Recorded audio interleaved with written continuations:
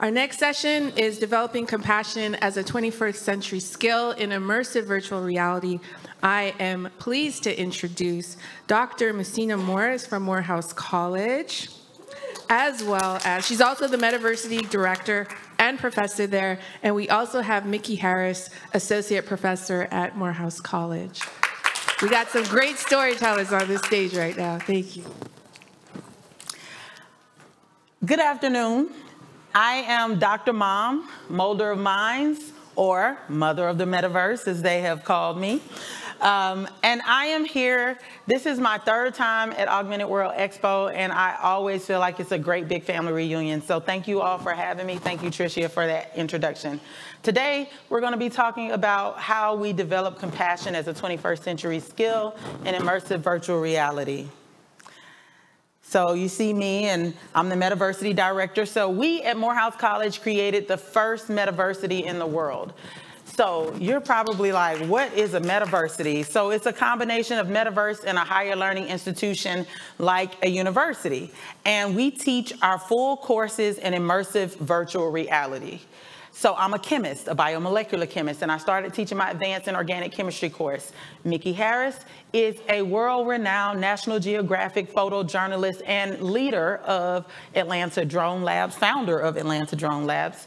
And she is teaching our journalism, multimedia, and storytelling course, and has done so for the last 2 years. So we teach our discipline specifically in immersive virtual reality using the MetaQuest 2. So if you've never heard of Morehouse College, it's in Atlanta, Georgia. It's a private historically black college that Dr. Martin Luther King Jr. went to. It's the alma mater of Spike Lee and Samuel L. Jackson and so many other leaders around the world, and we call these men Morehouse men. And at Morehouse, what we aim to do is to develop the mind of a disciplined man, develop disciplined mind of man to lead lives of leadership and service. And so that is a part of our ethos, and it's a part of what we are trying to do. These kind people that you see on this slide comprise the Metaversity team. These young people, look, and I'm gonna call us young because we young. We just got a lot of wisdom. These young people, no, these scholars are my colleagues, and these colleagues of mine are VR pioneers. So they were a part of the conglomerate of hitting your head up against the wall, trying to figure out how to teach a course, trying to take student learning outcomes back into the immersive space, and how to do it very well and seamless, and where students weren't just listening to lectures in virtual reality. So we're in all disciplines: biology, history, education, chemistry, English, sociology, journalism, Africana studies, and so many more, business. So we have students even pitching to VCs in all over the world. So we talk about developing compassion, but do you know exactly where the 21st century skills come from? So the essential skills of 21st century are, does anybody know what they are? Collaboration. Anybody else? Critical thinking. What else? Communication. What else? Is one more. We got collaboration, creativity, critical thinking. What do you think? It's a C. Communication. So you must be a good communicator. You must be creative. You must be able to collaborate, and you must be a critical thinker. That is the 21st century skills, and those are the 4 C's. And our former president, Barack Obama, stated so eloquently that he was calling on our nation's governors and state education chiefs to develop standards and assessments that don't simply measure whether students can fill in a bubble on a test, but whether they possess 21st century skills like problem solving and critical thinking and entrepreneurship and creativity. So at Morehouse in the metaverse, we are trying to not just develop compassion as a next 21st century skill, but also empathetic connections. And so I'm going to turn it over to my colleague, Mikki Harris. Thank you very much. Everyone hear me okay? Okay, great. So I want to talk about empathy and these empathetic connections that are formed within in-groups. Can you hear the song that's playing? Yes. If you were listening to this song in 1982, please put your hand up. Did anyone hear this song in 1982? Okay. So we have about 8, 10 of us that listen to that. So we're what we're going to call the 1982 in-group. And with that, we have some connections, some shared experiences. I put a few examples where we may be able to talk about drinking water from a water hose, or calling someone on a payphone with 10 cents, 25 cents, or a collect call. We also may have the experience of being on an airplane or a bus that had a smoking section, or wearing roller skates to get around. This is the 1982 in-group. And for those of you who are not in that group, I don't want you to feel bad, but you are in the out-group right now. For the in-group, we're also individuals. So we may have these shared experiences, but we also have our own identities and are able to interact with one another, being ourselves, but still connected to one another. Kristen Moody is a colleague of ours at Morehouse College, and she developed this framework of in-group and out-groups and empathetic connections. And one of her quotes, "Empathy requires active choice. If initiated by a conscious decision, the empathizer has determined both that the other person is someone with whom a connection can be made, and the result of that connection is worthwhile." That happens among our in-groups. On the other side, though, empathy can be rejected before any information is shared. So for those of you who are in that out-group, I may limit my engagement because I have this preconceived notion about who you are, because you're not in that group. I could also reject who you are, and that halts this emotional connection. And for many people, you unsee other people. So that out-group is not even seen because they're not considered, they're considered less than human. And that can be problematic. So the question is, how do we see people? And how do we engage people who are not in our in-group? And for me, that response is based in what I love to do. It's a merge of storytelling and technology. Storytelling as it stands alone, as we know, is very powerful. Technology as it stands alone is very powerful. Bringing the two together can be transformative in many ways. Together, they can create this space of authentic engagement. So I want to go back to 1982. That was when Time magazine, they always had Man of the Year, is what they called. And in that year, it was not a person, it was the personal computer.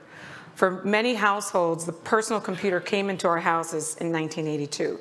For my house, the computer that was released in 1981, the Commodore VIC-20, is what we got. The Commodore 64, has anyone heard of that computer?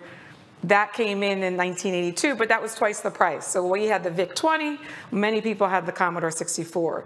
And there were times where I would enter cartridges and code, play that Prince song, and think about, what's gonna happen in the year 2000? How old am I gonna be? It became this marker of the future. At many times, I related everything to the year 2000 and what's gonna change, what's gonna be. And for me, at that time, coding, I knew that that would take me to something in the future.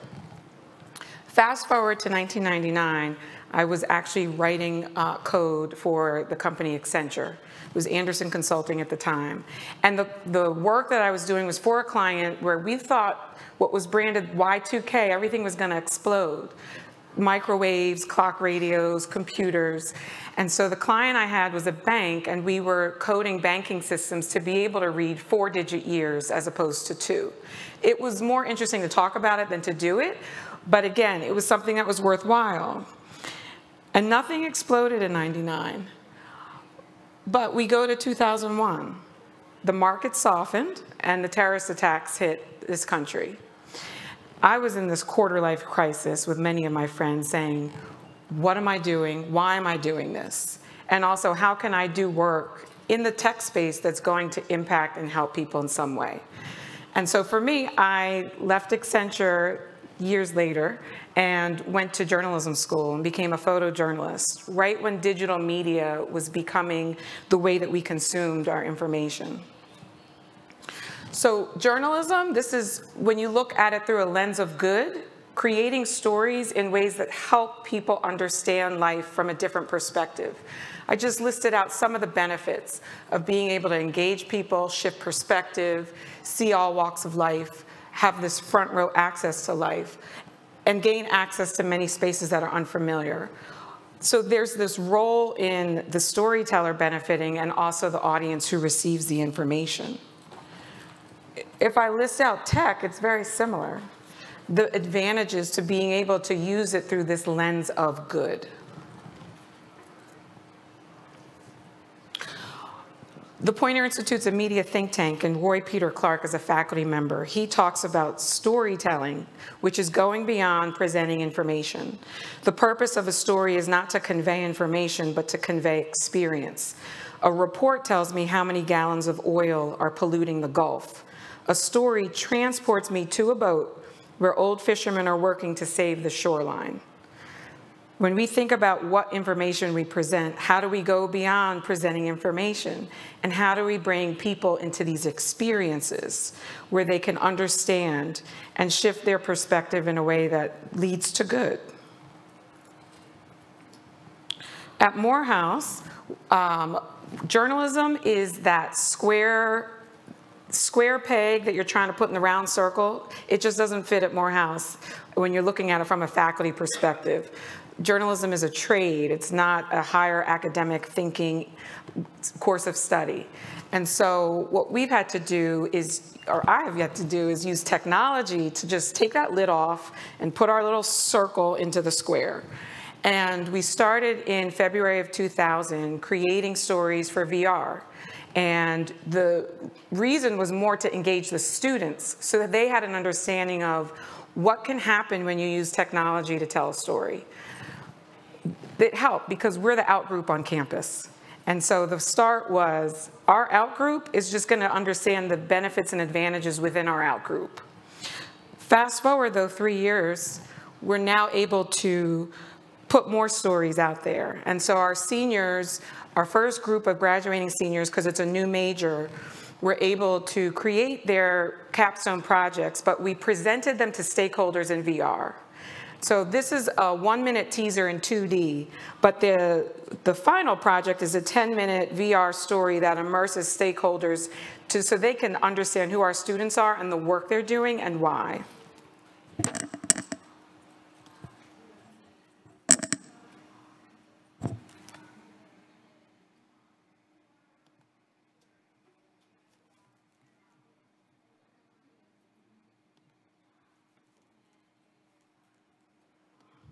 Morehouse's journalism program has helped me grow tremendously as a storyteller, as it allowed me to condense my scattered thoughts and shape them in a more concise manner.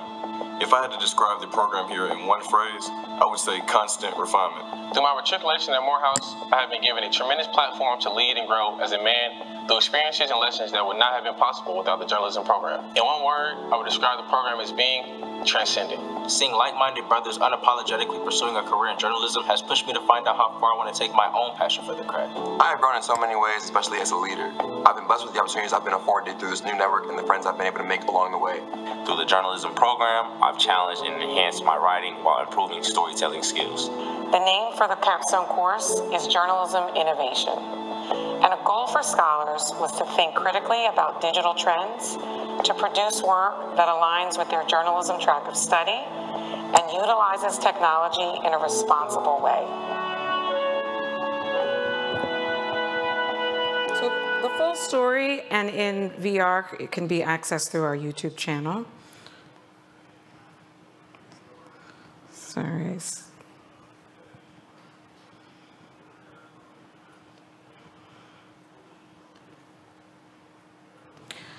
And what we've been able to do is, hold on, I need to advance to the next slide here.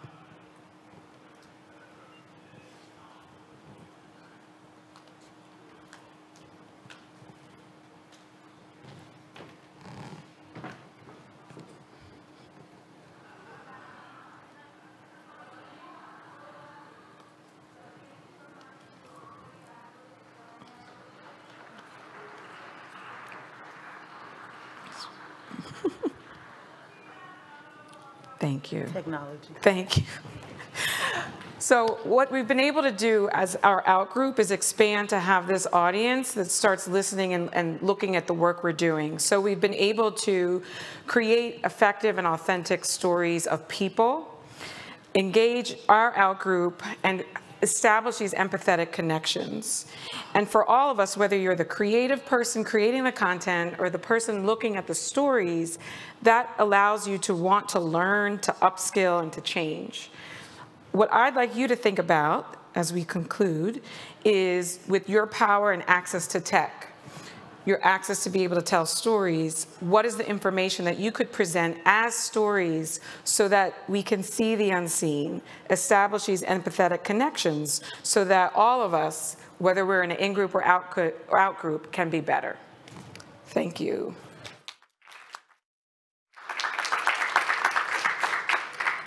So I would be remiss if I did not give acknowledgement to our funders, because Morehouse in the Metaverse could not be what it is and do the many things that we do across all disciplines without our great EdTech partners, Victory XR, who built the digital twin of Morehouse College. Their CEO, Steve Grubbs, is in the front row. Southern Company, who was our original funders, Qualcomm, Unity Technologies allowed us to create producers of this VR content instead of just having consumers. So our students are not just exposed, but they're also producing on Unity's platform so that they can create culturally responsive content where when they go into these virtual worlds, that the virtual worlds reflect their inner and outer worlds, and better. Meta, we're part of the Meta 10, we're the first Metaversity, and T-Mobile, who is helping us with our connectivity. So we're in the age of the connected student. We know students come to campus already with 5 or more devices that they're leveraging our network. Where HBCUs, if you didn't know, are part of what we call the broadband desert.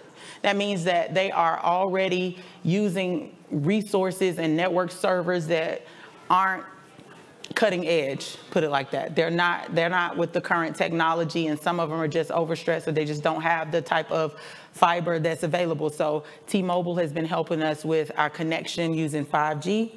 I would like to thank Meta 10 and Meta 20 and Morehouse in the Metaverse. Video credits to HYI Productions, our president, provost, our professors, our scholars, and our brand ambassadors.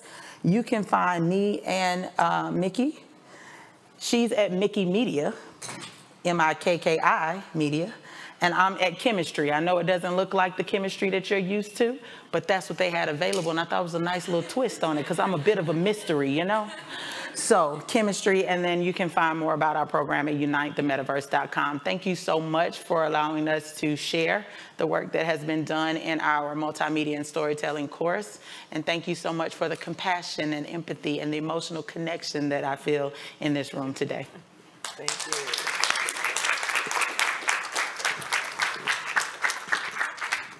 Oh, any questions? Thank you.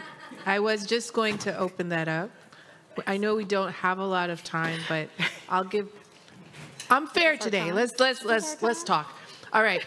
Any questions? 1 question, 2 questions, because I do want to honor everyone's time here. I know we did start a little bit late due to some tech issues, but if there's a question, we will take it. Thank you. Hi. Hi. So I was just curious to know if you could talk a little bit about what happens, or maybe it's too early really to say, to the students that have done the VR courses in journalism. Like, where do they go? Where are the jobs for them? Because I'm not that aware of that many outlets where they're producing news or journalism in VR. They're not, but all of them have innovation or innovation and technology departments or programs. And so what's really important is that our students are exposed to the technology so that when they are in these roles, regardless of what their discipline is, that they're able to actually speak the language and the jargon of those who they'll be interviewing. And then they can fact check, right? They can fact check some of the work. We know with AI, you know, you need to fact check some things, right? Because it doesn't always produce true results. But if we speak the truth, it's just important for our students to be exposed to the technology regardless of their discipline, because the jobs have not yet been imagined that they will have in 5-10 years from now. Mm-hmm. Thank you for that. Last question. Yes, ma'am. You're welcome. And I can also answer that previous question because I, as a student, worked on an empathetic VR story, animated the whole thing, and now I have a wonderful job. And I wouldn't have been able to do it without exploring that path. So I, as a student, encountered a lot of struggles with the technology, and I guess that my question is, what were the challenges that you guys faced when producing the VR experience? Who was the one to code the whole thing? And do you see opportunities for students to take on independent studies and, you know, tell their own personal stories through VR rather than, you know, their story as a whole at Morehouse? Do you want me to answer that? I want you to answer that. So first is the picture with all the professors. That is a network that has been built on campus. So we are resourced to each other. So an Africana Studies professor is working with students to code and develop content for VR. My case is the production of the stories. And what I've found is I brought in a research assistant who's an alum. He calls himself an old alum, but he graduated in 2019. And he comes in because the people who are able to troubleshoot, and this is what I learned as a coder, if you can troubleshoot and keep moving forward, that's what's important, and surrounding yourself by people who are that, let's keep moving and figure out and address this issue and keep moving. So that's been helpful, to rely on a team of people that allow you to keep doing the work, as opposed to what I call the legacy thinking, where everything just stops because you don't understand it. So being solutions driven is key, and surrounding yourself by those types of people is really important. And what she said about the Africana Studies professor is they're actually building their own origin stories in virtual reality. So students are actually able to talk about their own individual stories and personalize it in virtual reality in their introduction to Africana Studies. Thank you. Thank you. Thank you. Warm, warm, warm, warm. Let's give it up for Dr. Muhsinah Morris and Mikki Harris. Thank you. I appreciate